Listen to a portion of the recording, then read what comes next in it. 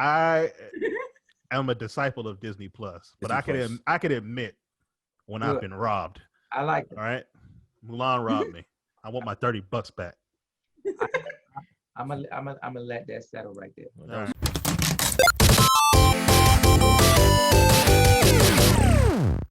Should have did that shit earlier. You know we're recording, right? I don't give a fuck. All right. Hi, everybody. Hello. Hi. Cece. Yes. What would you like to do to this week's honors? Sure. Hey, everybody, and welcome to another episode of Everybody Gets One.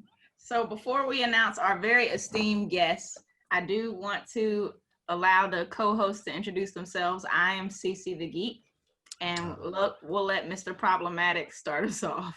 It's Alex here. How you doing? Mr. Problematic, and of course we have the Plantain Poppy himself. Hey. Oh my God. Yeah, I just woke up. You need to register that name. And then, of course, we cannot forget the comic book connoisseur, the Avatar himself, Rio. What up? It's Rio Griffin of Griffin Studios. Yes. We gotta get you a monocle. Have you with a little comic book in your hand and just I do not approve. Yes, and we are so honored and privileged to have a very special guest, founder and CEO of the Urban Action Showcase, martial arts instructor specializing in Kung Fu, if I'm not mistaken, among other forms, and just all around badass, if you don't mind me saying that, Mr. Demetrius Angelo, and my friend, Mr. Demetrius Angelo. Welcome. Welcome. Hey, Samuel, insert cheers. All right, I'll do the whole And my thingamajig. What'd you say? I said, I'm glad you put and my friend at the end. I'm like, last but not least, well, he my friend too. I know that's right. How you feeling? I'm good. I'm blessed to be here. You know, we've been through a lot this year, right? Thanks. COVID. Too much. So by the grace of God, I'm still here. Amen to that. So why don't you tell the folks a little bit about how you got into martial arts and how that kind of like led you into entertainment. Like what came first, the entertainment or the martial arts? Kind of give us an introductory into who you are and what you do. Sure. I distinctly remember it was like 1974, 75. I was jumping on the bed. That's what we did back then. We jumped on the bed. Oh, my generation as well. That was the recreation. Jumping on my father's, parents' bed. Bruce Lee was on TV. All I knew was jumping on the bed, I wanted to do that. So my dad, being the, sports fanatic dad that he is, took me down to what we call the rec center. And they had something called June Reeves. Oh, I was born in DC, by the way. Mm-hmm. So Same here. June Reeves Tang Soo Do. So we already was playing football in those days. So that was already part of what we were doing. We did football, baseball, t-ball, all that back in the day. But they had June Reeves Tang Soo Do. So, my vision of doing that was just punching and kicking. So I didn't know what that was that he was actually doing on the screen at that time. Of course, I know now, but that's how I started. And Tang Soo Do. It was like 1975, something like that. And then fortunately, I stuck with the martial arts. And, when my parents got divorced in 79, my mom knew that I needed to do something as a young man that was always in sports and, just very aggressive in those days. So my neighbors were actually doing a style, and they had on black geese. See, June Reed, the Tang Soo Do, had on the white geese, but they had on black geese. I was like, oh man, they ninjas. I was like, I want to be a ninja. But it turned out they wasn't they the closest thing to ninjas, but they wasn't ninjas. So anyway, so she convinced the dude to take me to class with him. And then that was it. I was stuck. That was called Don Batanga's Martial Arts Center. And it was Asian American Combat System. So it was Shorin Kobayashi. It was Largo de Mano Filipino stick fighting. It was small circle jiu-jitsu. It was Western boxing. It was Chinese boxing.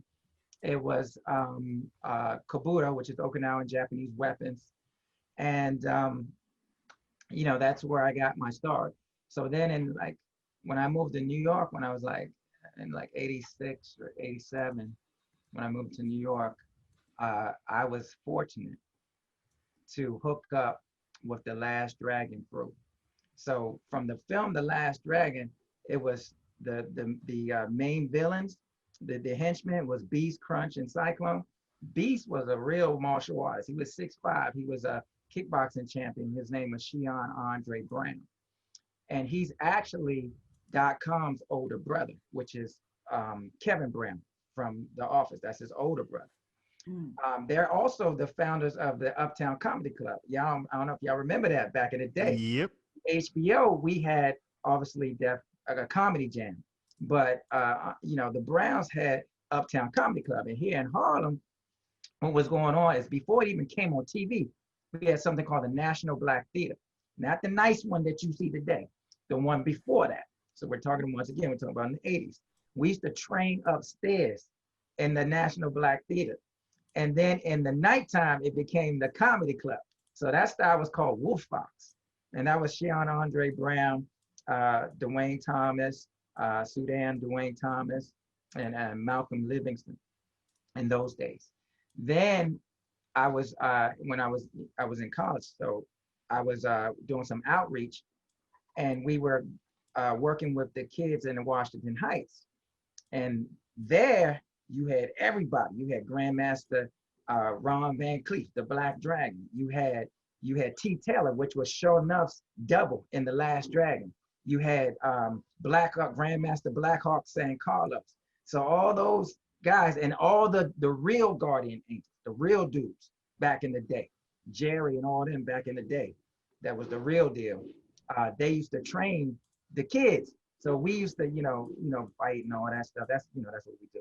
So I was very fortunate, to have that happen. And then in 91, I started training at a fitness facility where I was teaching martial arts. And then I met another grandmaster who was one of Professor V's students, which is V Honest Jiu-Jitsu. And under him, you got Moses Powell, Lil John Davis, and all these other famous grandmasters. So I was fortunate to be brought to his class. His name was Professor Butte, and then his instructor was, at this time, he's Grandmaster David Jones. And then he used to take me to Professor V's house. So we used to train privately with Professor V. So that was Be Honest Jiu-Jitsu.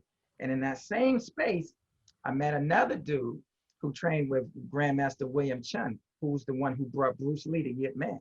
And that's how Bruce Lee began to learn the Wing Chun style from Yip Man through William Chun. So his student was a trainer at the gym. So he would teach me, and then he would take me. It was called closed door. It was not the McDojo today. You can't just go there. It's what's called closed door training.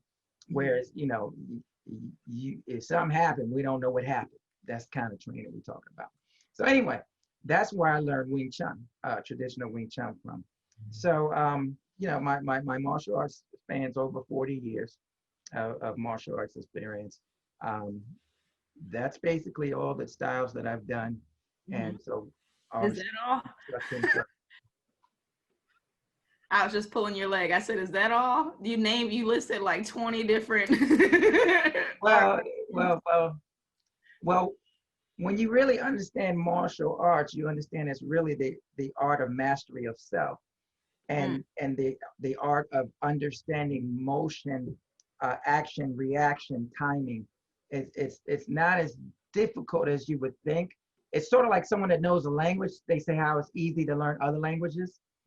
It's kind of like the same thing. It's sort of like the same thing, because a lot of the martial arts, especially if you're talking about the karate styles, are influenced from the same root, right? And then people change it differently. So if you look at Okinawan versus Japanese, you got to remember it started in Okinawa, and then it spread to Japan, and then people did their own variations. So if you look at something called kata, you will see heian and pinan is the same. You'll see teki and hanchi, yeah, and yeah, Hachi is pretty much the same. It's just little variations in the differences in the form. So it sounds impressive, but it's really not. So it's basically like the same root, and it Same just root. branches out into. Yes, Okay. because at some point there is a founding root that you're gonna find. So you know how you got the main root and then it spreads out. Same thing. Okay. Cool. It's like people in my family always debating who make the best food, and all of it's the same. My family's from the Caribbean, and all they do is talk trash to each other about who can make what. When they all make the same shit, they just call it different names. Trust me, ain't nothing special over there. It's special to us. But I don't want to steal all the good questions. I have a very specific question I want to ask that I know no one else is going to ask because only I know it out of everyone here. But I want to give Sam and Rio the opportunity because I know that they probably have some stuff on their mind too. I'll let you take this one, Rio. You look like you're itching to say something anyway. I know it's Bruce Lee shirt. Okay, so of the films that you've worked on, and well, mainly I'll keep it simple. Of the films, which was the most challenging to find a style to incorporate that would fit what was requested of you? I'll be honest, it's not difficult because what happens is when you get as a stunt coordinator or a fight choreographer, you get a script, right? Mm-hmm. And basically you're told what these characters' capabilities are. And once you have that understanding, then basically you create a environment so that those capabilities can be magnified or be seen to fit the narrative that they give you, right? Mm. So if we were doing, say if we're doing CeCe's Greatest Adventures, right? What's CeCe's background? Is CeCe's father a boxer? Did he teach her when she was younger? So what techniques is CeCe gonna use? Boxing techniques. Or was her father a martial arts instructor, right? Then what style did she use? You see? So it's kind of that simple. You have a base of information, and then from that base of information, you apply those techniques to that narrative, and everything else is creative based on the scenes, right? They'll tell you what they want. They're like, okay, I want this only to last this amount of time. This is what's going to happen in this scene. This is what I want to see. And then once they give you those parameters, then you bring that to life. Okay, I got a question for you. You get quite a bit of creative control. You do, but you still got to check with them. Once you do it, you actually, what you do is you shoot it. You shoot a pre-vis, right? Mm-hmm. So you shoot it and show them, okay, this is what I'm thinking that you're saying, and this is what I have. Do you like this? And then I'll say, oh yeah, I like this, I like this, I like that. Mm-hmm. It's like that. So question, okay, is there anything that you like choreographed and put together, like that they didn't see yet, that you love so much that you wanted to put in a film and they were like, nah, we don't have the time for that? Or most of the stuff I do and have done is independent. And because of that, you have more freedom. Yes, because I know what's being cut, what's not being cut. But when I've done stuff on set, when I've done that on set, for instance, what really happens on set is they say this, all right, I want y'all to go over here and I want y'all to make up a face. And that's what you do. All right. And how much of it gets seen is depending on how it gets cut. You see what I'm saying? Yeah. So, but once again, that's your work beat then. That's different. That's different than being a producer or being a fight choreographer or whatever. At the end of the day, whoever has creative control has control over what's going to be seen. Okay. Okay, cool. Cool. Sam, Right. what you got? I mean, based on your illustrious career in martial arts, what would you say is your top five? Well, I can't even say that. Just give me like your most favorite or most memorable martial arts films. Okay, well, we got to start with the first. Honestly, the first Five Fingers of Death, Five Deadly Venoms, right? Then you're gonna go into the Bruce Lee era, which you got Enter the Dragon, which is the first martial arts movie to be produced by a major studio, which is Warner Brothers. Mm-hmm.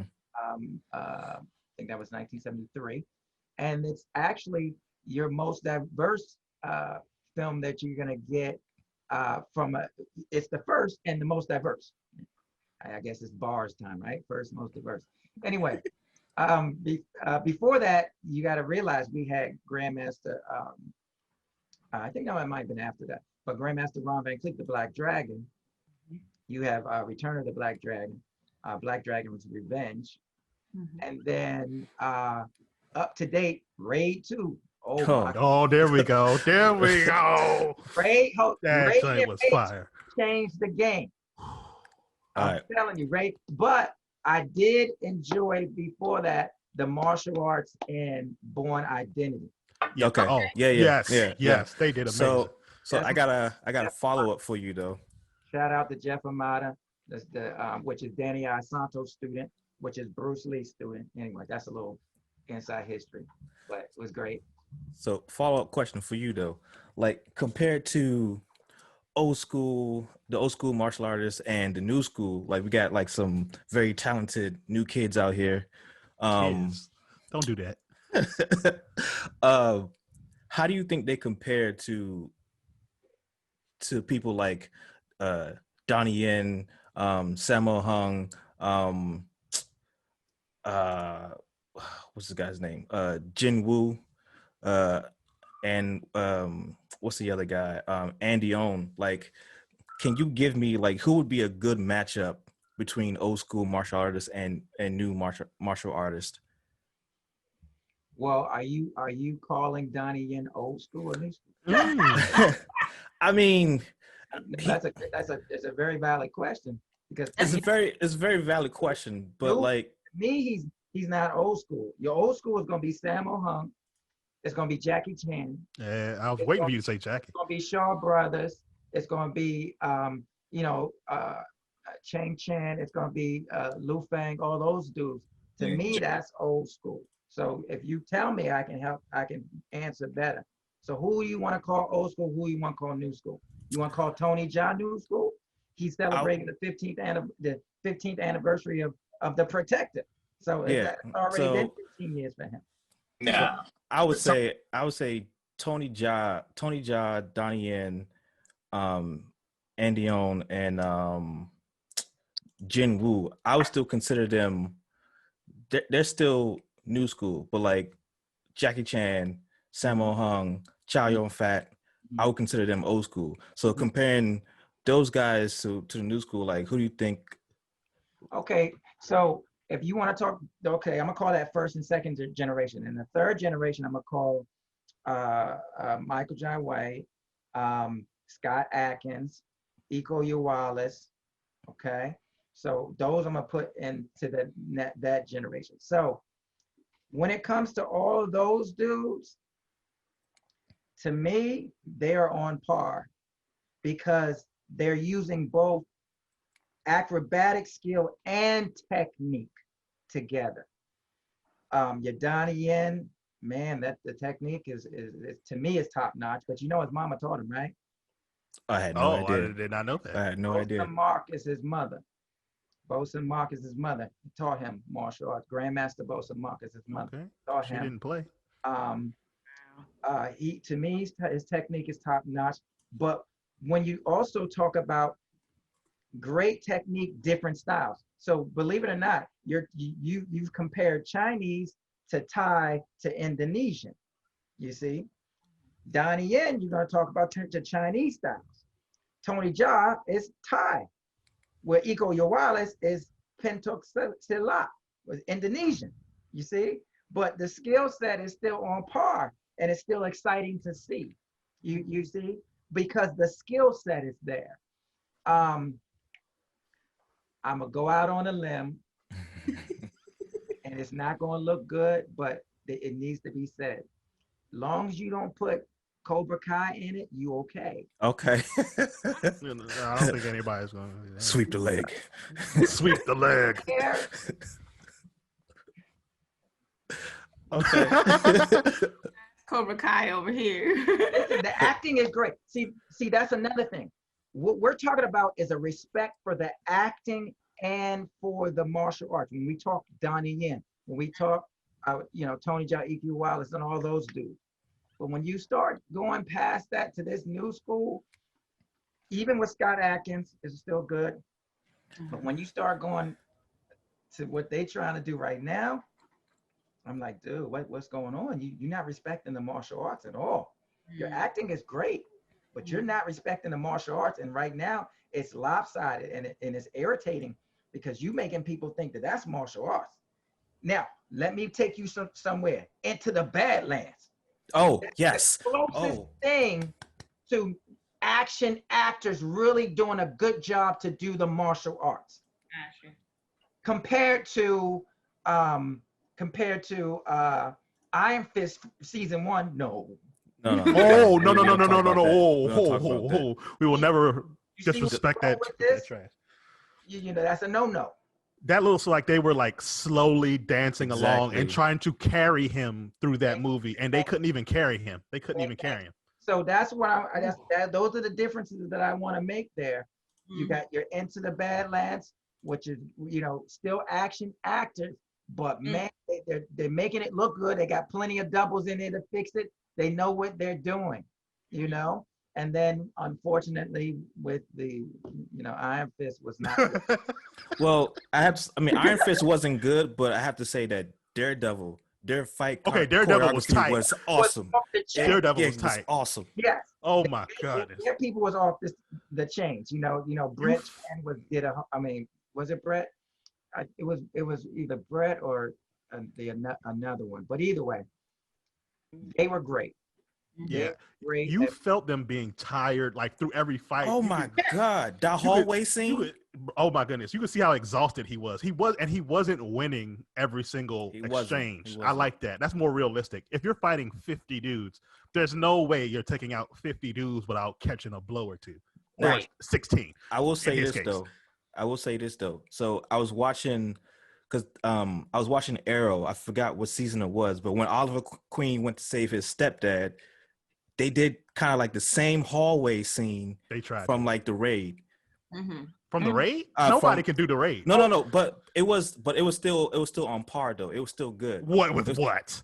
I'll send you the link later. Oh, but don't do that. fight, that hallway fight too, like it was basically watching Oliver Queen go back to the old Oliver Queen. Like he was just smashing heads against the wall and everything. But it was still good.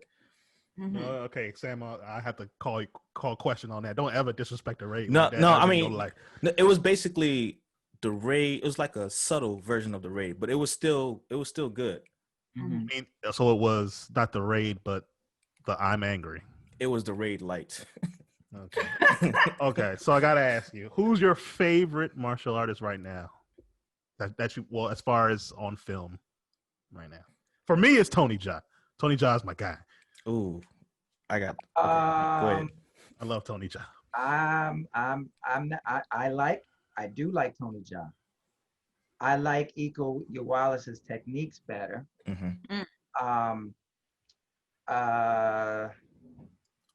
I like Scott Atkins' acrobatics. I like Michael Jai White's agility. Michael Jai White likes. Oh yeah, Michael Jai White. He's a beast. That's street, dude. He ain't no joke. Yeah, he's underrated in my opinion.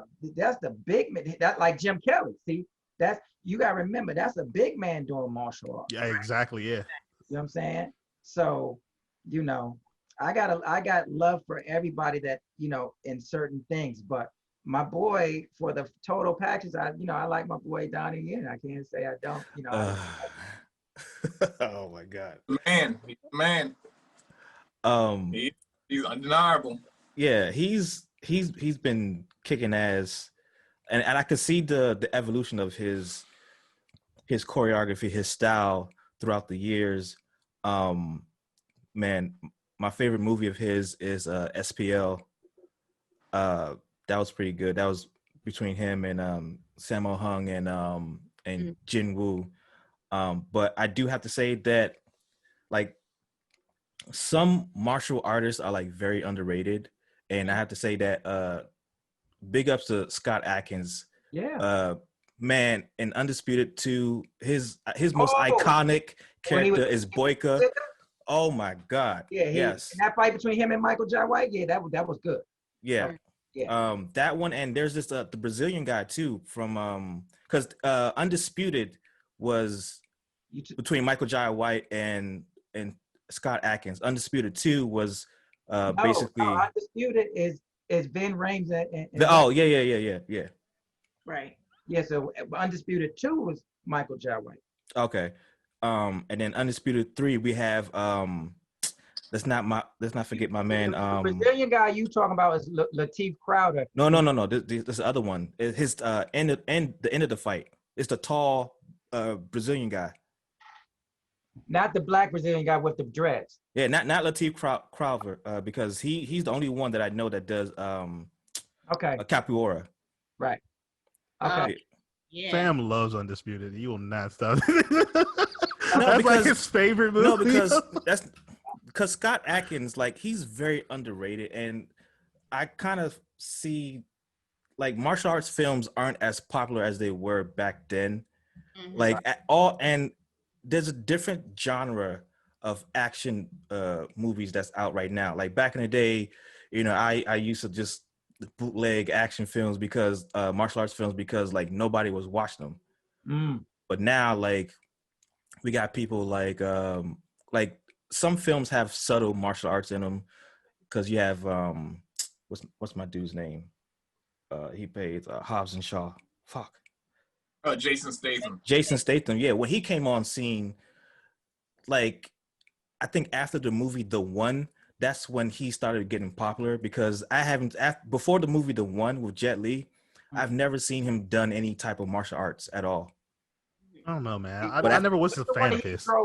He was the driver. And who was fuck. Oh, Transporter. Yes. Yeah. Transporter. That wasn't before The One. That was after. I think that was after. The One. That was after The One. I think you should Google that. Let me. Yeah, I think that's Don't before. forget there's three Yeah. So here we go. Here's one for you. How do you feel about the John Wick films? How do you feel like the choreography is for those films? My personal opinion, before I let you educate me, there's a lot of different things going on because they're using firearms, they're using close quarters combat weapons. They utilize the environment kind of like how Jackie Chan would in his films. They're using vehicles. So there's a lot of things that come into play that kind of keeps the action moving, keeps things interesting, and keeps it from getting like too repetitive, I feel like. So what's your view on those? Well, you got to realize that John Wick films are directed and produced by stunt coordinators. Yes. So you're gonna get nothing but action. Are you asking me about the martial arts in it? When it comes to the martial arts, and they're on Sambo, they're doing some mostly Sambo, some because I know one of the dudes that taught, and some Brazilian jiu-jitsu. I like the John Wick. The John Wick is a cross between the Old Child Young Fat with the gunplay. That's my dude. You know what I'm saying? And then you putting some what's it called? Some Born Identity into it. Yes. Yeah. And then you putting some Transporter into it. So it's sort of like you kind of mesh and match. But once again, you're getting this vision from stunt coordinators or an action, that's what you call second unit directors. This is all they do is action. You see what I'm saying? So That's what you're gonna get from those type of visionaries. I respect. I respect Keanu Reeves because Keanu Reeves is when I say your, America's cinema's first action actor. What does that mean? What happened was remember Jackie Chan was getting all popular for doing his own stunts. Remember in the beginning, the first action stars were martial artists. Right. Bruce Lee, Yes. Chuck Norris, Fred Williamson, Jim Kelly. Billy Blanks. The only one that was not a martial artist and just an actor was Richard Roundtree. Yeah. Dang. Okay. So, so you got to realize that we didn't make that shift to actors doing action, not martial artists doing action until you got after Rocky, you know what I'm saying? Because You know what I'm saying? Because even up to 1984, you ended the blaxploitation era. 1985, you got The Last Dragon. And then from there on, you didn't really have too many people who weren't already some type of martial artist or something. So in the 90s, even Wesley Snipes, Wesley Snipes is a martial artist. Right. Okay. So you didn't get these action actors until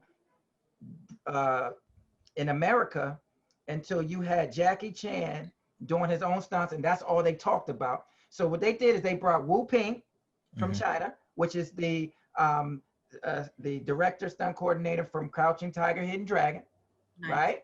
Brought him over to teach the Americans how to do fight scenes and wire work. That's wire work. Remember the old school kung fu films? Yep. They're flying, this, that. Yeah. Wire work, right? So what happened was, whatever you do, if you ever get an action film on Blu-ray or DVD, look at the behind the scenes for the fighting. You'll see what they went through. Lawrence Fishburne and Keanu Reeves, they was jacked up. They got jacked up because they got thrown into a situation that they had know nothing about.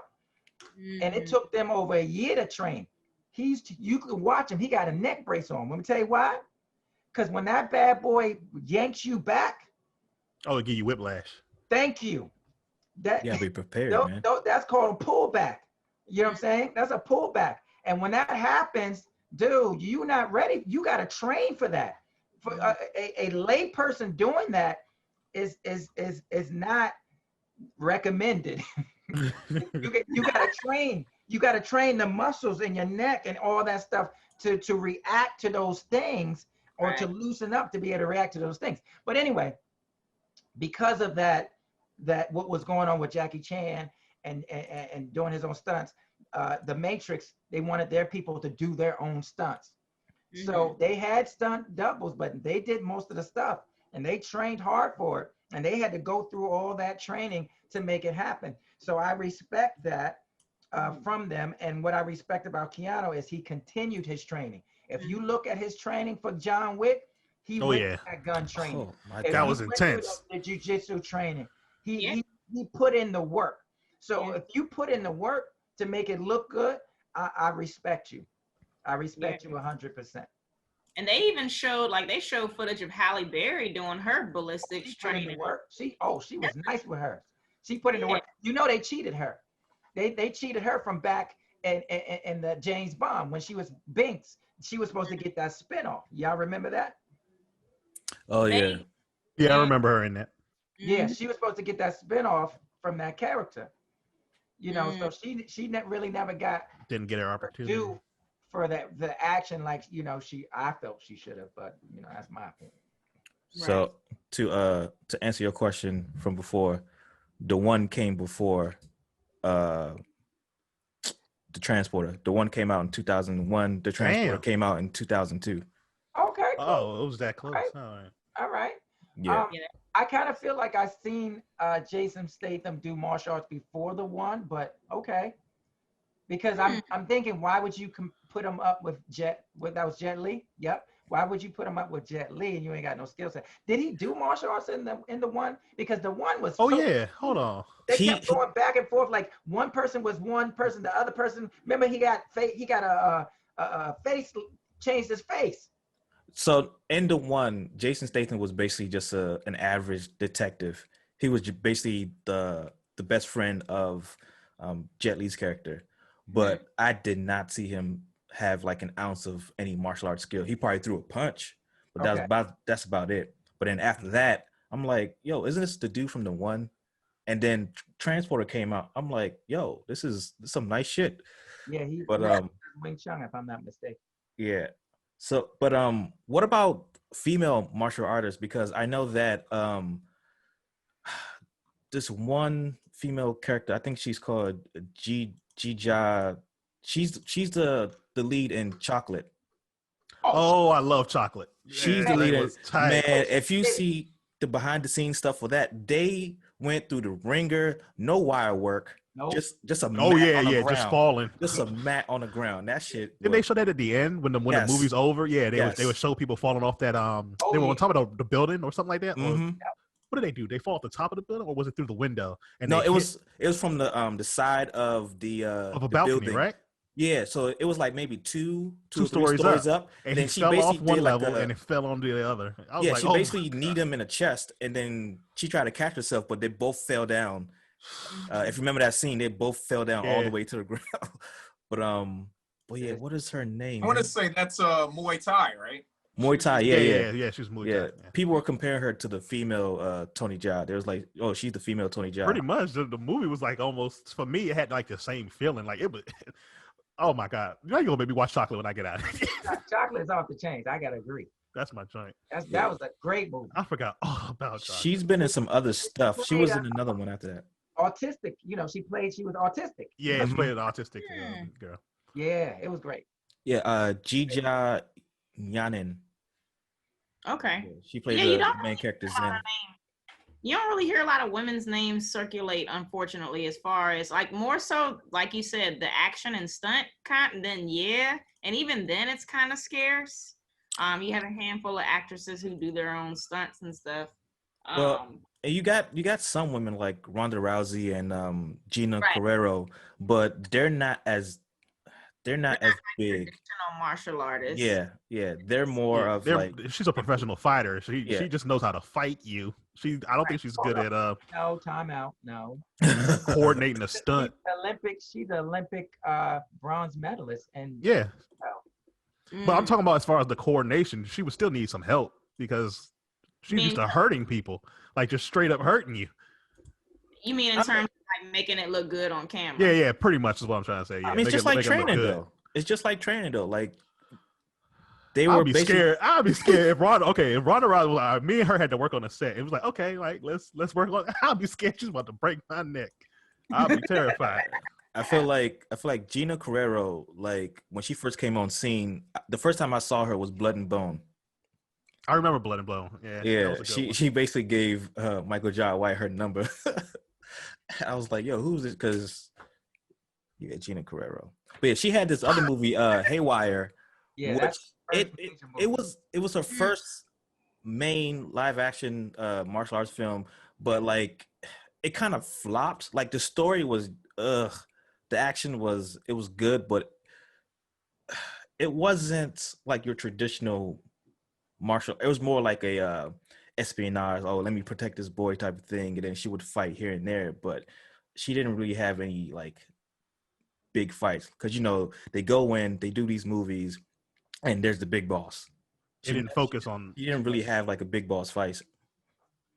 One of my favorite martial arts movies that I don't hear get talked about a lot is Curse of the Golden Flower.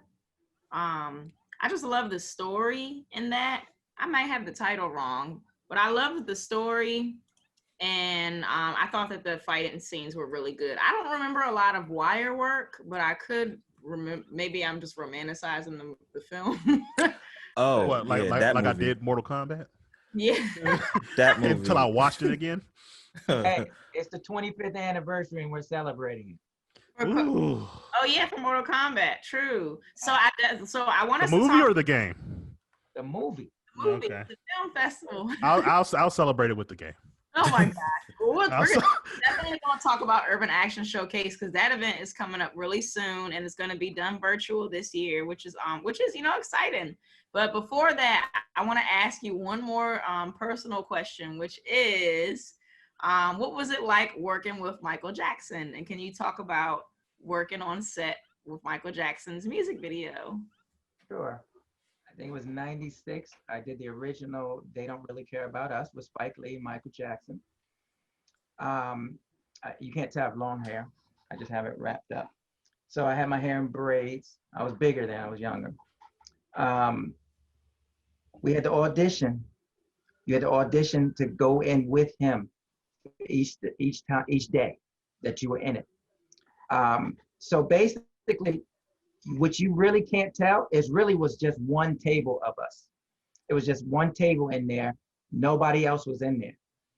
They didn't come in there till later. It was just one table. It was me and Mike face to face like this, and there was I think 2 people on each side.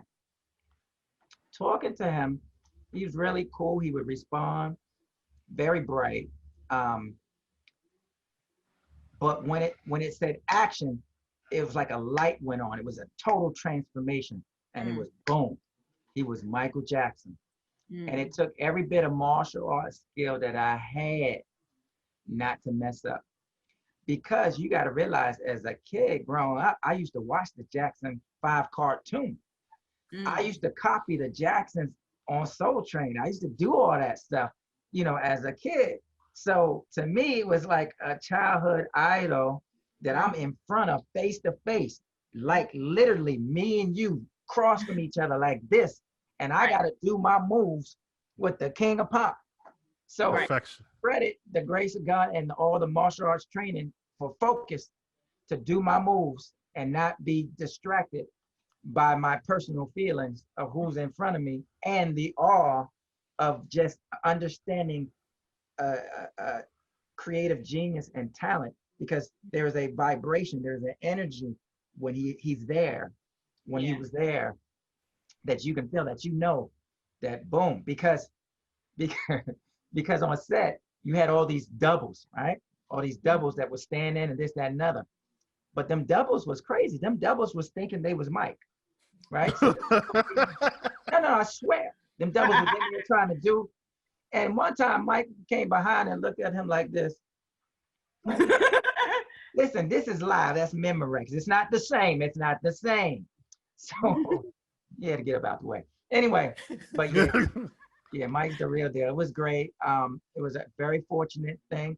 The lunchroom was a scene of people, and then the barracks where you saw us on the and where the beds and stuff. That was a different day that you had to audition for. So I was grateful that me and a couple of my friends we made that both days and were able to do it, and it's memorable because we are also in the video game.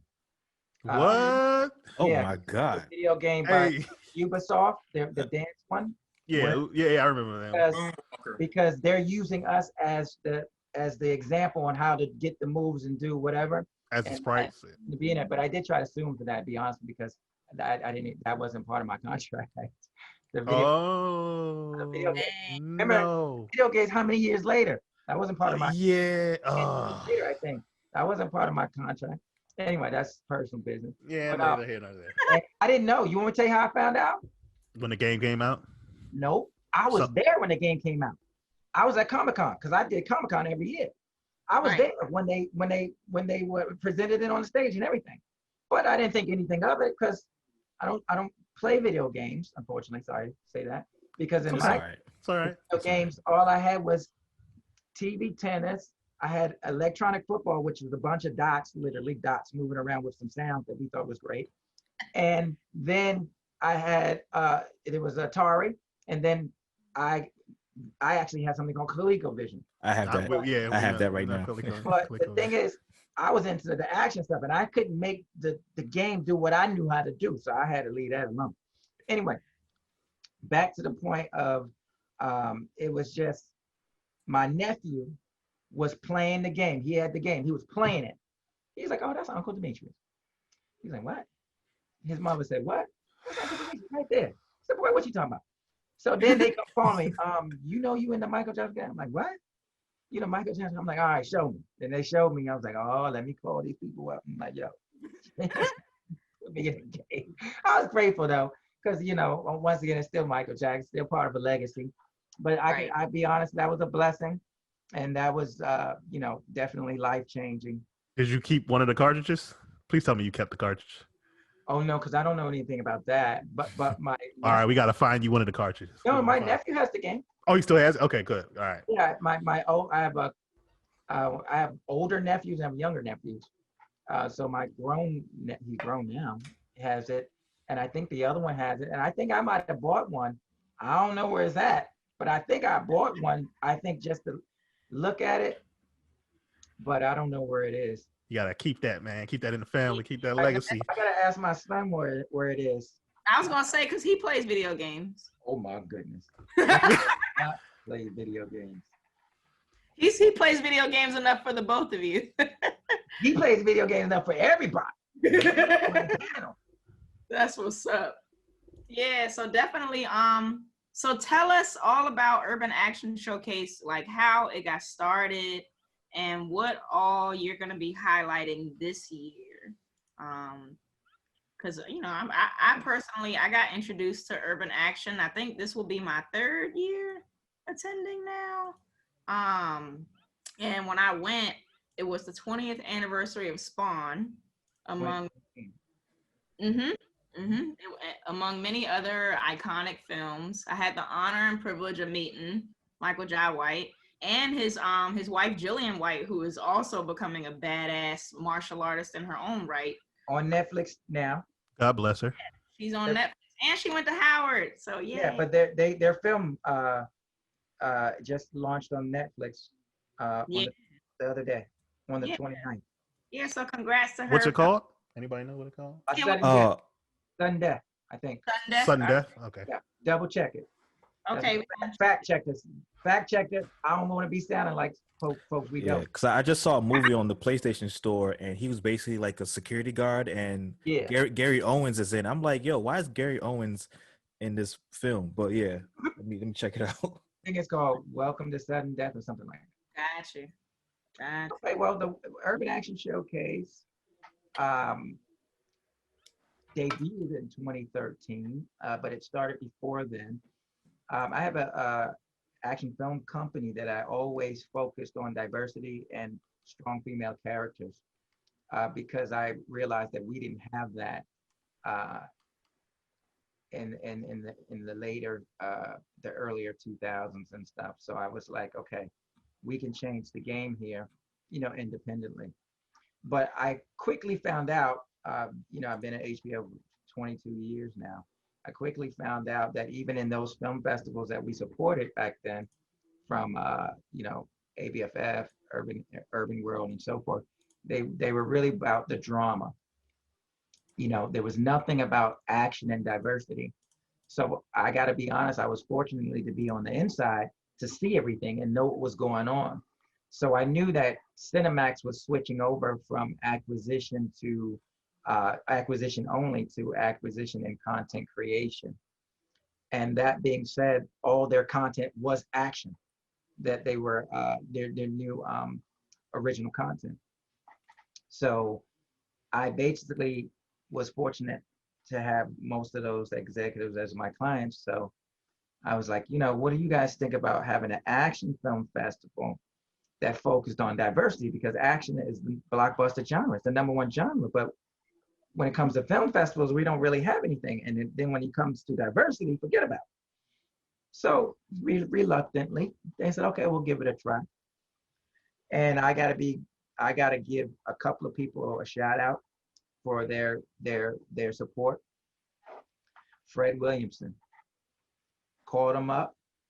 He said, and before Fred Williamson, let me say that I've worked with Warrington Hudlin of the Hudlin Brothers for many years prior at HBO, doing different programs with what we called infinity groups, now known as employee resource groups, which were the diversity groups within the corporation that did Right. different things for outreach and so forth. And I did a lot of film related projects to help people who didn't go to schools like Tisch or NYU or Columbia, who wouldn't be able to see, you know, a certain caliber of people like Maurice Marable's, which was Spike Lee's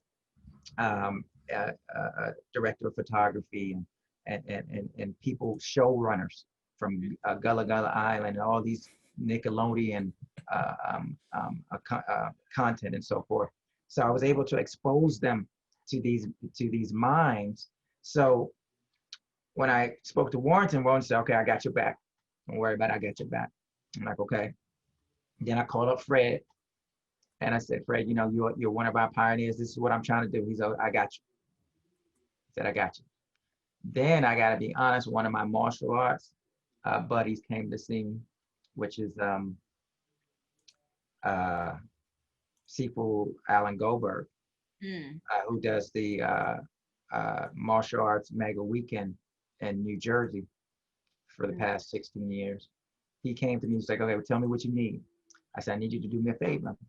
I need you to see, get in contact with Michael John White and see if, you know, he'd be willing to do it. And then, unfortunately, I remember I already knew Ron Van Cleef, the Black Dragon. So he said, okay, make sure you call up Time Out. I said, okay. So I called him up.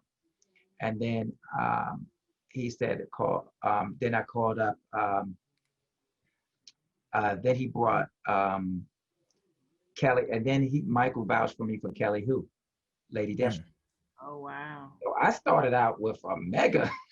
Yeah, you did. I started out with Ron Van Cleef, Ty Mac, Fred Williamson, Michael John White, Kelly Who. You know what I'm saying? That's an all-star cast right there. Yeah, so I was grateful for these people coming on board. You know, it was a learning curve, and I had a great. I thought I was Comic-Con. I made a mistake. I'm gonna do it 3 days. He don't start out with 3 days, man. It was off the hook at HBO on Friday, but we was at HBO was slamming, right? But Saturday, you know, because my venue was so big, I had the Hilton in Midtown Hilton, which has a convention hall, which is actually run by the Javits. So I had this big old hall, and I had like 36. I think I had like 36 different vendors at that time. But I didn't, you know, I didn't have as much people to fill the place. But everybody had a good time. You know what I'm saying? Everybody had a good time. You know, so that was my start, and people really understood the purpose behind the passion and why it was necessary. Because at the end of the day, we need diverse, heroic characters that reflect our image and our interests, so that we can control the narrative, right? Because you know, when we have our images constantly being imbrued by people's, I guess you could say, people wanting to what is it called when you throw your own projection, impose and project their thoughts of stereotypes, you, own of you. You know what I'm saying? You're the villain, right? You're bad. You can't save the day. You know what I'm saying? So you've got to be able to fight fire with fire. And for me, I said, okay, the best way to fight fire to fire is to put more heroic content in mainstream media. So my second year, I got distribution on Cinemax. Cinemax came on board with the second year with the Cinemax Action Short Film Competition, and that was created to make sure that we had people that look like the world today. You know, the marginalized individuals had a platform to be seen as heroes. So from each year, I grew in both wisdom and understanding. So I cut it down to 2 days. HBO was my first day, and then the second day was everything at the Expo. And in 2015, I moved just to AMC theaters and took over the 3 floors where I can have my expo on 1 floor, and then also films, and then actually do my seminars. And that way people didn't have to go place to place, because people was going from 53rd Street down to 42nd Street, Times Square, to go see the movies, because we were always at AMC theaters in Times Square, because that's the largest multiplex theater we had. So they would come down there. And for people not from New York, that's a big deal for them. For me, it's a 10-block walk. That's nothing. But the other people was like, they talk about taking the train and all that. I'm like, oh, okay. Now let me streamline this, But at the end of the day, our purpose is to make sure that we have both awareness and access to heroes of color, and to make sure that we are creating content that controls the narrative of our heroic presence in film and television, OTT, and so forth. And that's how we began. I think Chadwick Boseman spoke on something like that when he was working on a soap opera, and they made him a character where he was like this strung out drug addict, and he was like, okay, all right, this is where he starts. He was like, okay, well, am I going to grow into something else? And they were like, oh no, you're just gonna fade away and die. And he's just like, okay. He just said, all right, I'm gonna do the best job I can do at this, but I don't want to do things where we're just being portrayed in like this one direction, and one dimension. I can't even grow out of whatever problem that I had. It has to just be this problem, and that's who I am. Well, that's what propaganda is, right? They want to control the narrative, and they don't want you to go outside of that narrative, right? That's why you only see a certain amount of action stars per decade, right? Because they don't want, when they were in control of things, they wanted to make sure that you only had these few. You know what I'm saying? Because they saw in the 70s how powerful cinema was, because when they needed us, they just said, okay, let's do it, right? Because they needed us in the 70s. The 70s, we had all kinds of heroes, right? Tamara Dobbs, right? We have Pam Grier. You know what I'm saying? My boo. You see what I'm saying? We had Gloria Hendry. Yes. You know what I'm saying? We had TNT Jackson. We was killing it in the 70s. You know what I'm saying? We had Fred. We had Jim Brown. We had Isaac Hayes. We had Richard Roundtree. We had Jim Kelly. We had Ron Bankley. We was killing it in the 70s. And they saw how powerful that our images started changing the world. People started talking like us. Yeah, saw us in a different light. Like us. They wanted to look like us. You see what I'm saying? And then somebody said, oh, somebody better pump them brakes. You see what I'm saying? Pump them brakes real quick. Yeah. It's sad. You did see a difference from the 60s and 70s into the 80s. Like, it just went from, we'll show some diversity. We'll show some blackness on here. Let's kind of slow that down. That's just a little too much there. Let's rise the white man back up again. And you know what? I'm so glad that you brought up Chadwick Boseman, because I wanted to really shout him out and give him an honorable mention as a martial artist, because he was trained in capoeira. And shout out as well Maurice Crump, who, if I'm not mistaken, did the fight choreography for that film. So, yeah. Well, he did more than capoeira. He started with us, with Sanukas. I did not know that. Professor B, with Grandmaster Bill McLeod. So he started with the Sanukas. And then when he worked with, Maurice Crump, that's actually, they're doing a lot of JKDs. So you're doing Muay Thai, you're doing trapping, you're doing the Filipino stick fighting. So that's more the JKD and the capoeira together. But he definitely did train them, and he trained them well. And he did the majority of his stunts in the film. I got the behind the scenes. You can do B-roll. You can clearly see it to him. And he did it without complaining. And he did it with not the best of circumstances, because he had these slippery shoes. He was still doing it. You know what I'm saying? See, a lot of people don't understand that we make certain requests as stunt people because we know what we need to do. If them shoes ain't right, be like, dude, this shoes ain't right. We can't do this with them shoes on. You need to switch them shoes. If you look real careful and into the Badlands, you see she got them, the Baroness, you see she got them high heels on. Yeah. But if you see them cutaways, she got them, ain't no high heels no more. Yeah. Because it matters, you know what I'm saying? Being able to actually do the techniques, you need the proper footing. But this year, growing coming into our 8th year, we knew that we, as martial artists, you have to adapt. And we knew that there's no way that we were going to let this thing beat us. First of all, you know, we're an action film festival as well as an action expo. So film and content has always lived on a screen, be it a small screen or a big screen. So there was no way that we couldn't adapt. So through this, we launched our own network, Urban Action Showcase Cinema channel. It's an OTT channel found on Roku, Amazon Fire, Apple TV, 100 smart TVs. So we're going to have all the film festivals content on there, and you can get it on demand for each film block. There's 16 film blocks of festival, over 32 hours of films this year. 16 film blocks, 74 filmmakers, all from all around the world, 13 different countries. And you can get it pay-per-view, or you can do it subscription where you can get the whole week. It's November 6th through the 14th. You can get all the films for only $30, or you can buy each film block to support what you like. When you go to the page, you can see what films are in what film block, and you can just buy that film block if you want. Oh, that's not bad. $30. Yeah, it's good. It's 2 movie tickets. Yeah. Well, for the whole week, that's for the whole 9 days though. It's Yeah. for the entire 9 days. Yeah, and the whole lot of movies that comes with it. Yeah.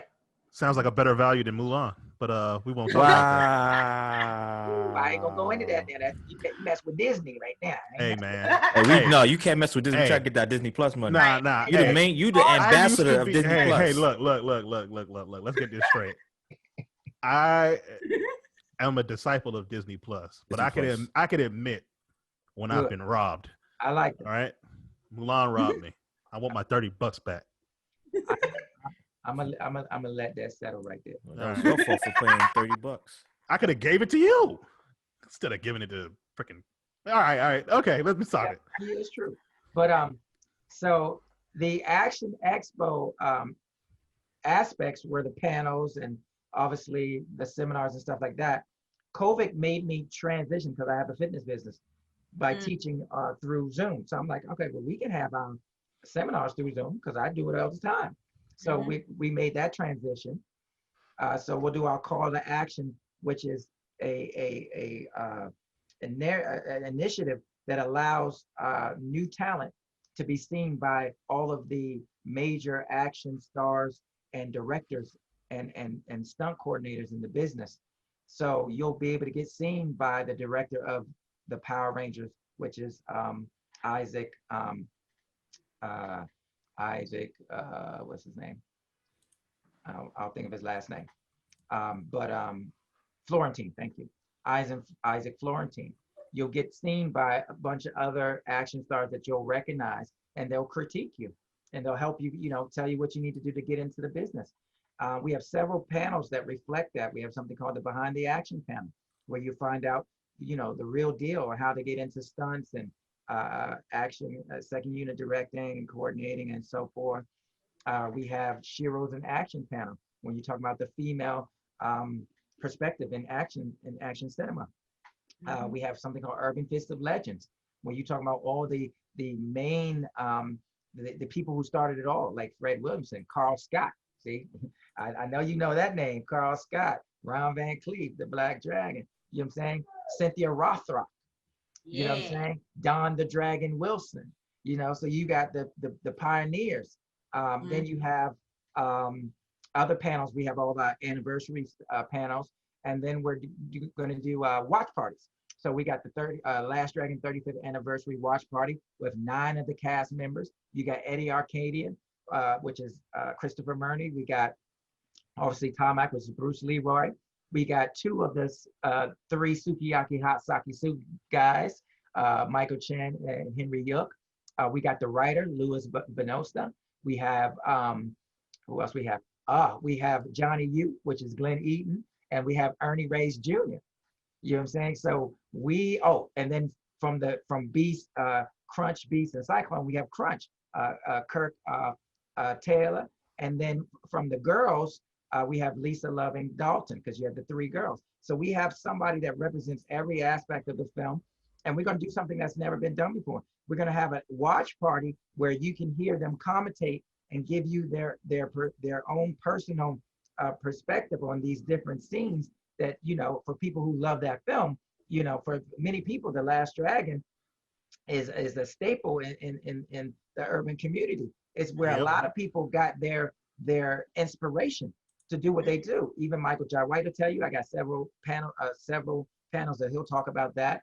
And Mike Coulter, I brought Mike Coulter, which is Luke Cage, to see Timac last year at Big Apple Con that we did, and he told Timac, he said, "Listen, that's the first film my mother took me to see ever in the movie theater." So, you know, people may or may not like The Last Dragon, but The Last Dragon is a very important film. It's the first action film that was diverse and had a black lead that wasn't part of the blaxploitation era. This is 1985. Motown meets martial arts. The last film in the blaxploitation era was 1984. One Down, Two to Go. The follow-up of Three the Hard Way. Jim Brown, Jim Kelly, Fred Williamson, Richard Roundtree.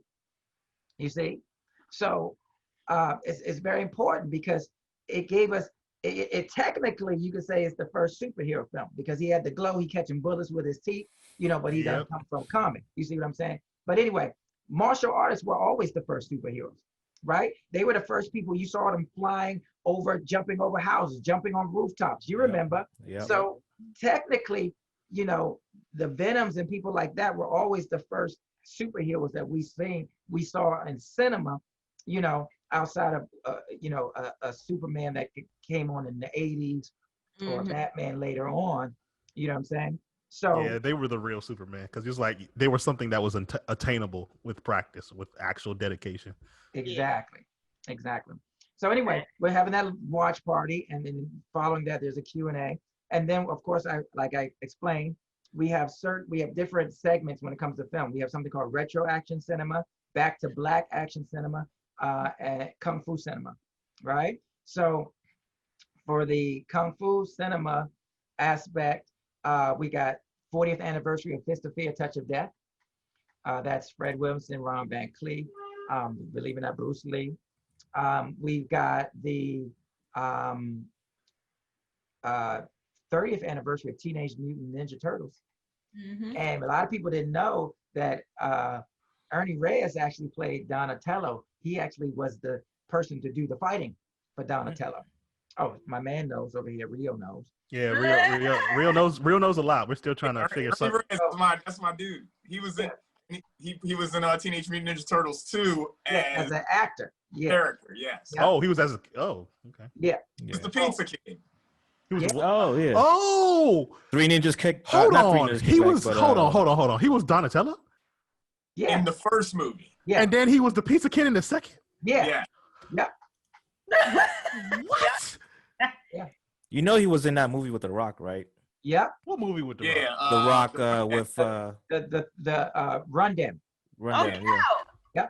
Oh, now I gotta go watch The Rock. He was the guy. He was the one that was kicking what's called his ass. Yeah. I don't watch any of The Rock's movies. I like that movie too. I'm sorry. Oh, Ernie Reyes was ripped in that movie. He got what?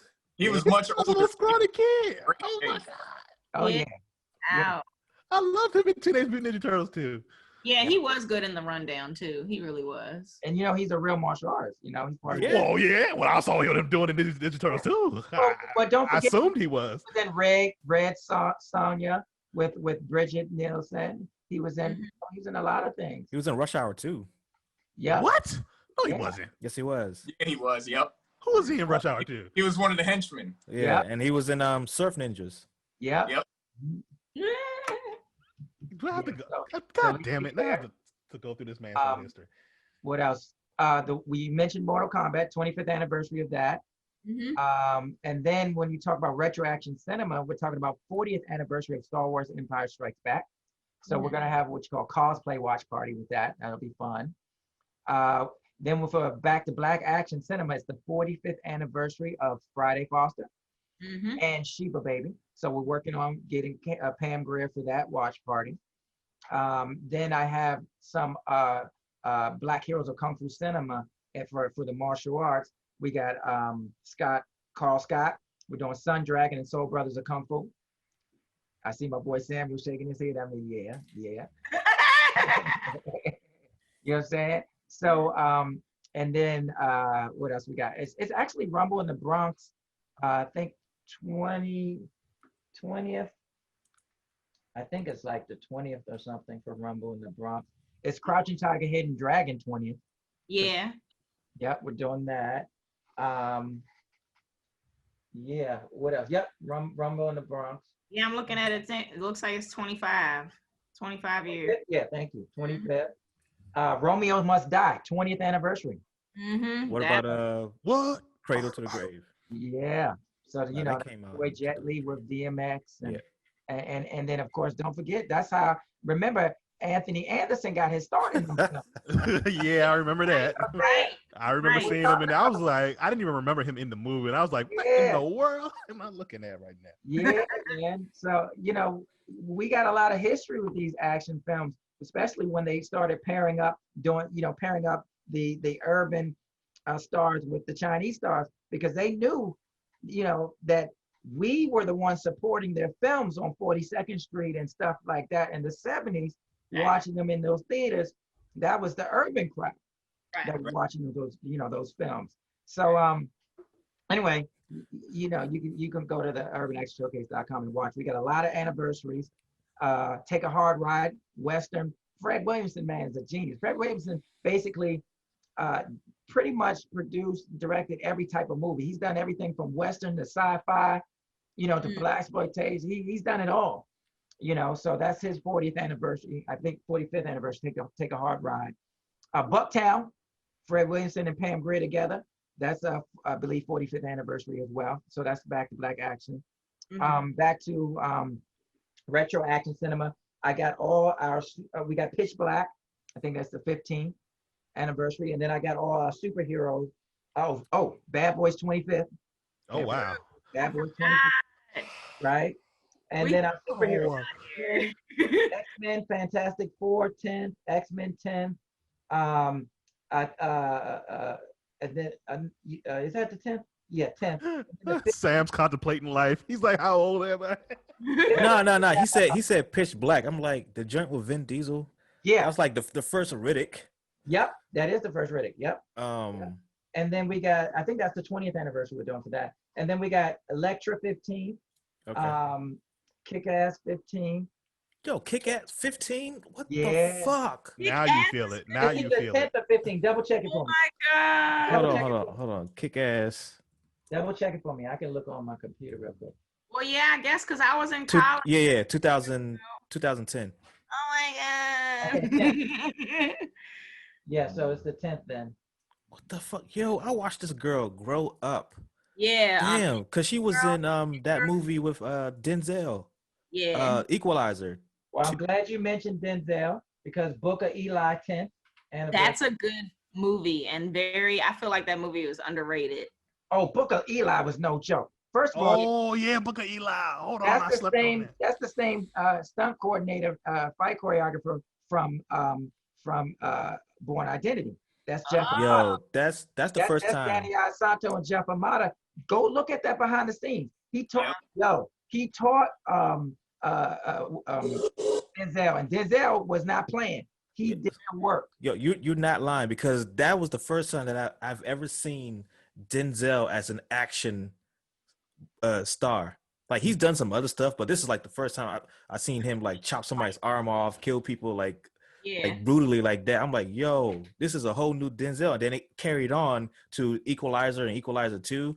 Like, what the fuck? Which is crazy because it's like later, you know, considering the span of his career, he took that turn or pivoted that direction kind of late in his career. So it's kind of cool that you can, you know, you're never too old to learn new tricks. Never too old, but then he's the type of dude that you look at and it's like, man, I ain't gonna mess with him because you don't know what set of skills he might have. Like he looks like just a regular old dude, right? But then he's the type of person that just survey around the room to make sure, like, okay, my back is against the wall, the exit's right there, I can see who's coming, who's going. Like, that's the type of person you do not want to mess with. Them be the ones, man. It's the ones you least suspect. Yep. Exhibit A. And then the final aspect of what we're doing is the Action Expo, where we're doing a virtual expo where you can have a virtual table. So basically, what you do, we have 4 halls. We got the media hall, we got the artist alley, we got the behind the action, and we have, let me see, we got one more. We got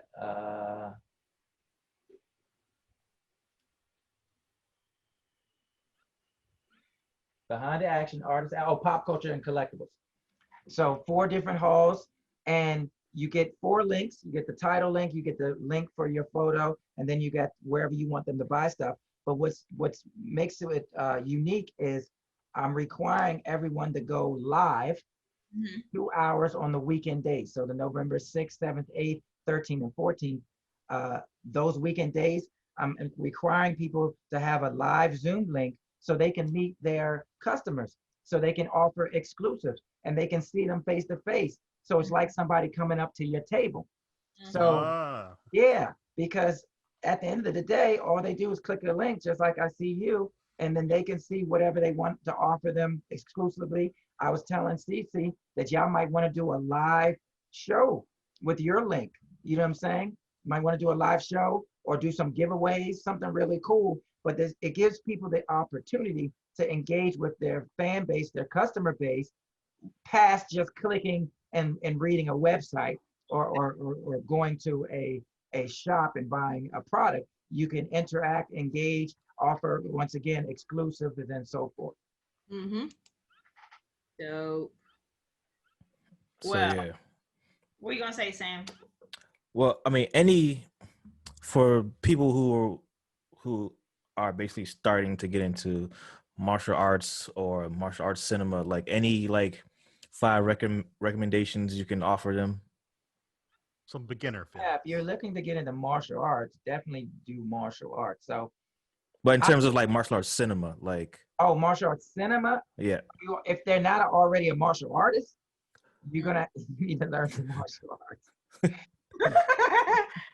If you're not a martial artist, you need to go to a school like mine, with New York City Action Actors Academy, where I teach you how to fight for film and television. But I give you the tools. I give you all the tools. A martial artist is usually one who is a connoisseur of a style or several styles and should be able to adapt. But that takes years of training. Don't forget, I've done this over 40 years. So what I've done is create a system to teach actors to pick up what they need to look good on film, in a matter of 2 months. You know what I'm saying? You're not going to look like I'm going to look, but you're definitely going to look believable. You're not going to look like Cobra Kai. You're not going to look like Cobra Kai. You're not going to look like that. Ooh, now you maybe want to look at Cobra Kai to see how bad it is. You don't want to look. The only person that can fight on Cobra Kai is Johnny, because he could fight from the beginning. He was one of the original ones that did martial arts, and you could tell he knows martial arts. Them students. So okay, is Cobra Kai as bad as Iron Fist or worse? Iron Fist is because of the acting. The acting is great. It's a compelling story. You see diversity. They flip the script beautifully. Look at it on Netflix. They beautifully flip the script. But if you know anything about martial arts and martial arts films, you're gonna be upset. You're gonna be like, that don't look like McDonald's. yeah. Listen, Iron Fist is still the worst. Iron Fist is still the bottom of the map. Iron Fist is the last avatar for martial arts cinema. Oh, well, Rio likes the last Avatar, so. Oh God. Last Airbender. I mean, the last Airbender, yeah. No. I got 2 things that I want to say to you, and before we move the subject on a little bit more. When you were mentioning your favorite martial arts movies, my feelings were hurt because you didn't mention the 36 Chamber. I do like the 36 Chamber, and I definitely respect what was his name? Gordon Liu. I love Gordon Liu, but and I did the 36 Chamber was off the chains, but don't forget he got that he kind of got that from Five Deadly Venoms, that the training. Remember all the training they was doing, the different Toad and the Scorpion, all that, when it came on in the beginning, all the training. So I did like it. I do like it. So I don't want to disrespect that. I want to go on record. 36 game. I gotta respect it. And the other thing is I don't know how much you're into like Marvel movies or comic book movies, but one of my favorites, easily my top 3, Captain America: The Winter Soldier, the hand-to-hand combat. Yes. Yeah. Listen, Chadwick did his thing in there when he fought Bucky Barnes. Oh, that's Avengers. Civil War. That's Civil War. Oh, It's talking about the ship in the beginning. The the Winter Soldier is when he fights. when he fights Captain America. Yes. When the Winter Soldier fights Captain America. Okay, yeah, that was good. That was good. Yeah. That knife fight in the street. Yes. My God. Still get pumped. I still get pumped. That was good. But okay, let me stop. Cut back. It ain't better than Daredevil. I mean, it ain't better than Oh no, it's not better than Daredevil. What's his name? What's his name? The Daredevil? No. No. Ryan. What's Ryan's? Oh, Deadpool? Deadpool. Okay. Deadpool. Hold on. Which one? The first one or the second? First one. The first. Figure out what scene was he? That was directed by a stuntman, wasn't it? The Of first course. Deadpool. Deadpool, man. Them fights was off the chains and that. I gotta watch that again. I But I still think- love Captain America was my joint. It's good. All those are good. Well, don't forget See, now you're gonna make me look at Deadpool again. and they're using those are the same dudes. If I'm not mistaken, those are the same stunt coordinators and that directed the Raid. Well, not the Raid. John Wick, the whole John Wick, because the same guys. So yeah, they're great scenes. Well, you can't have a superhero movie without martial arts. So I think we should talk about just the fact that you can't really have any real action film without martial arts. Facts. I agree. None really. Because in the Fast and the Furious movies have martial Lord. Even yep. The Fast and the Furious movie. See, we're not talking about it. The cars are doing more martial arts than the freaking. Yo, those are your favorite movies, though, right? Yeah, Rio. Who, me? Rio's favorite They're movies. not my favorites. Yes, they are. I Yes, they enjoy are. them. I know you do. I know Alex you do. love them, though. Alex I loves hate. them. I love to hate them.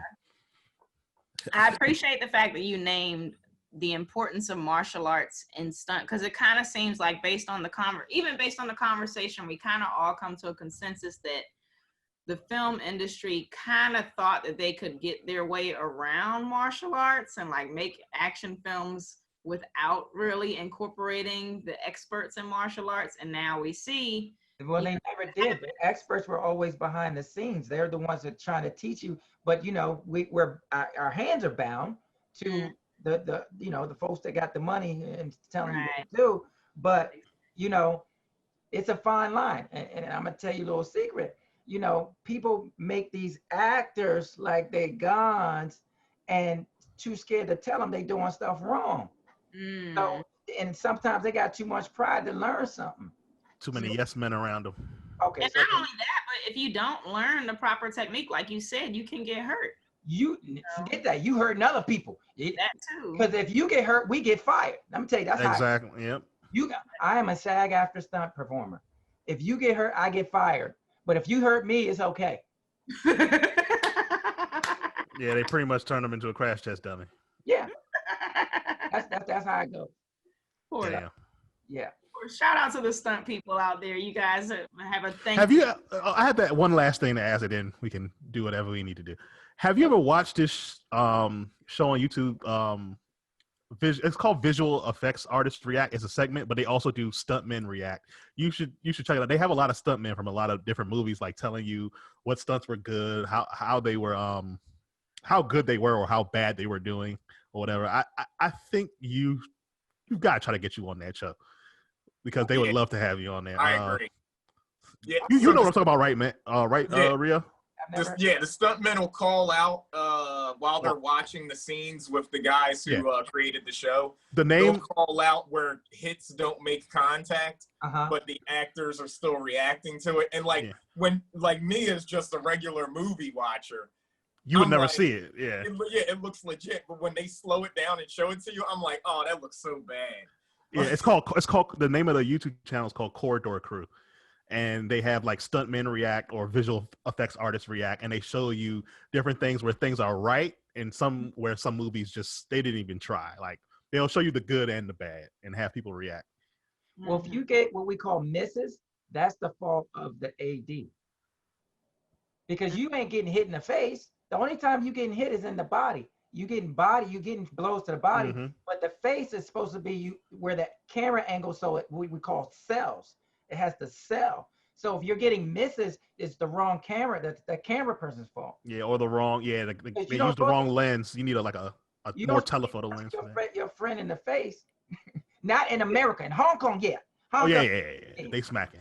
Yeah, you get knocked Their out. health insurance is off the chain No, it's not in China. because they got. But anyways, yeah, that's a whole nother story. yeah. Oh my gosh. But yeah. Any last comments? Any last questions? Yeah. Any last words That was my last one. from our esteemed guests? Well, my last comment is I wish they would have. I wish Michael Jai White got the funding for Outlaw Johnny Black.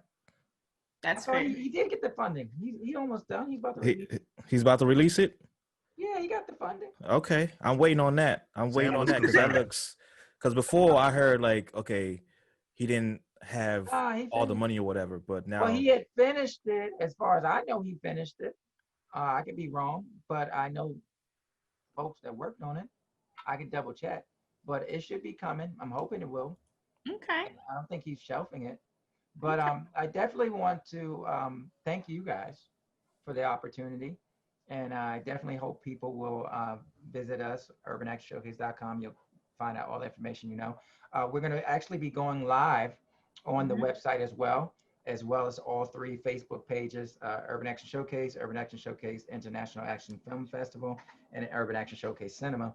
But we're going to put all those same feeds on our website, so you'll be able to watch it live. We're going to have a live award show and virtual red carpet and awards on November 6th from 6 to 8 p.m. Eastern.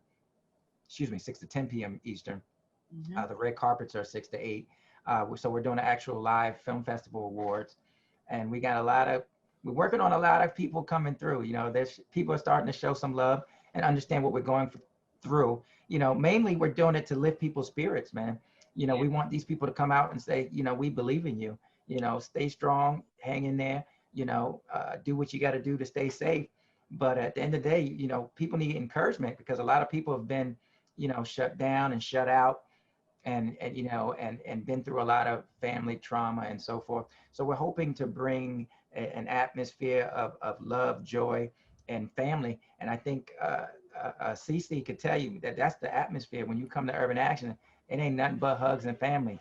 It ain't no attitudes. She'll tell you there's no stuck up, there's no attitude, it's nothing but family. And that's what we're trying to do, let people know that we love them, and we're here to lift their spirits. Awesome. Well, what were you gonna say?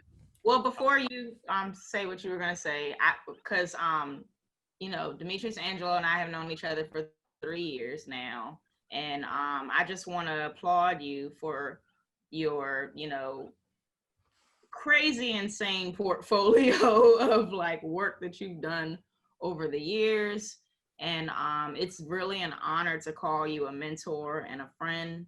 And I know that this is only the beginning. And also I want to iterate the fact that this film festival also highlights independent filmmakers in the action genre. So if there are any filmmakers out there who want your film to be seen on a large platform, and you have the opportunity to earn awards, and be recognized as the talented creators that you are, reach out to Urban Action Showcase. I can't. And money. because we have the Cinemax. You know, we got bought by AT&T, right? So we're now Warner Media. So HBO, Cinemax, Turner, CNN, we're called Warner Media now. So now it's the Warner Media action short film competition, but the Cinemax action short film competition, there's always a financial prize. So there's money.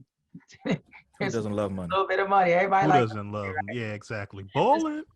Yeah. A lot of people, believe it or not, get funding. When they win this competition, they get funding for their features and so forth. We got a letter. We're grateful. We're a 5-star rated film festival. So if you go on Film Freeway and look up Urban Action Showcase International Action Film Festival, you'll see we're a 5-star rated festival.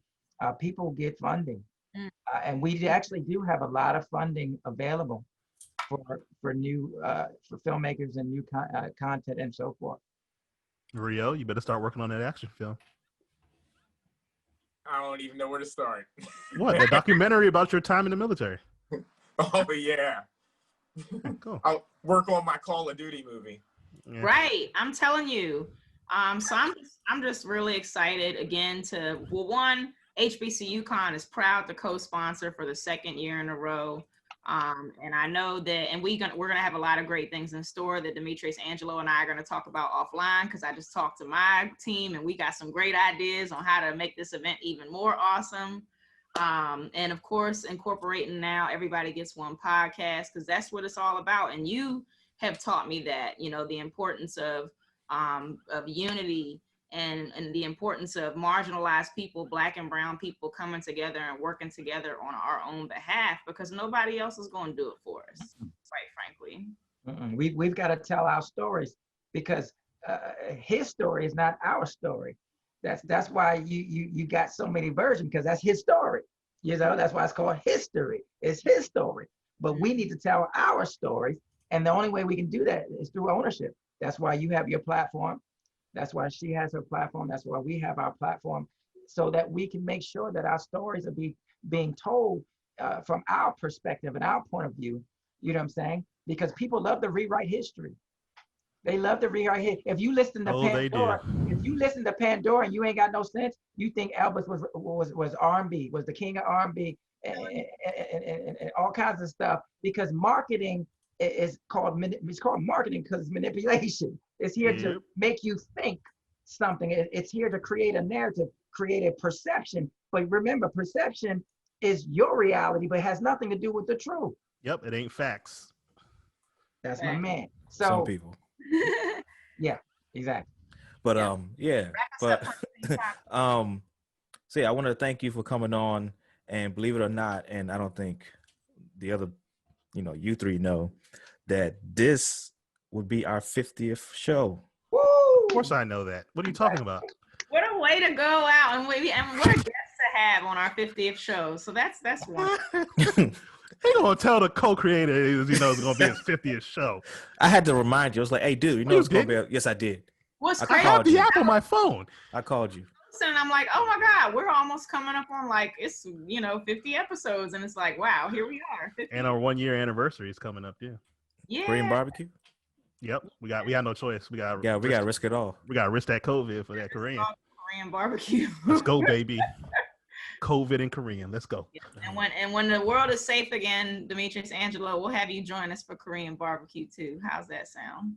Sounds good. As long as they got some non-spicy stuff, I'm good. That's fair. We'll get you the. Oh man. Give me some plain rice and some vegetables. Well, they got plenty of that. Okay, how about this thing? Yeah. We got you. We got you. Right. True martial arts diet: plain rice and vegetables. Yeah, your diet is alcohol. Listen, Cece, no, I'm That's black. my diet. I'm black and these all the way. Facts. It's soul food and then Asian food. Those are the 2 diet plans. But so thank you so much. This has been just a wonderful episode. And Everybody Gets One. Here we are. 50 episodes. It's crazy. And I didn't say nigga too many times. You Well, didn't. Well, that was the first Once. one. That's the first one.